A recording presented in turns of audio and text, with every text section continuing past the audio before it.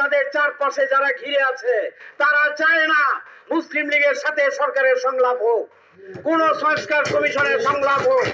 কারণ তারা জানে মুসলিম লীগ সিংহ, মুসলিম লীগ যদি একবার জেগে যায় তাদের কোনো পাত্তা থাকবে না।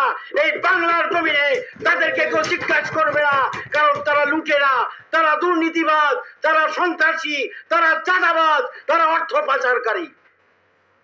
তাই আবার অনুরোধ করব, সঠিকভাবে মুসলিম লীগকে সংগঠিত করুন, মুসলিম লীগের সভা সমিতিকে সংগঠিত করুন, মুসলিম লীগকে সুসংগঠিত করুন। যারা মুসলিম লীগকে ভেঙে দিতে চান, মুসলিম লীগকে কর্মসূচিকে পণ্ড করে দিতে চান, তারা সতর্ক থাকবেন। মুসলিম লীগ যারা করবেন তারা সঠিকভাবে করবেন, মুসলিম লীগের স্বার্থে করবেন, মুসলিম লীগ সংগঠনের স্বার্থে করবেন, কোন ব্যক্তি স্বার্থে করবেন না। নবাব স্যার সলিমুল্লাহর মতো লোক যদি মুসলিম লীগের জন্য সারাটা জীবন পার করে দিতে পারে, আমরা তো অতি নগণ্য, আল্লাহর সৃষ্টি, আল্লাহর বান্দা, আমরা কেন পারি না? আমরা অবশ্যই পারি।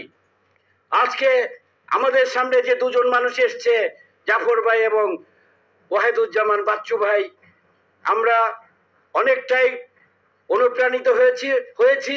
এমনি ভাবে আপনি 10 জন, 20 জন, 40 জন খুঁজে বের করুন 101 সদস্য বিশিষ্ট সেন্ট্রাল কমিটি, 101 সদস্য বিশিষ্ট সেন্ট্রাল কমিটি পূর্ণ করেন। আমার মনে হয় যদি 101 সদস্য বিশিষ্ট সেন্ট্রাল কমিটি মুসলিম লীগকে উপহার দিতে পারেন, আগামী 3 মাস 6 মাসের মধ্যে সারা বাংলায় মুসলিম লীগ জাগরুক হবে, জেগে উঠবে বাংলার মানুষ। মানুষ এখন সৎ নেতৃত্ব চাচ্ছে, আর কোন লুটেরার উত্তরাধিকার চাচ্ছে না।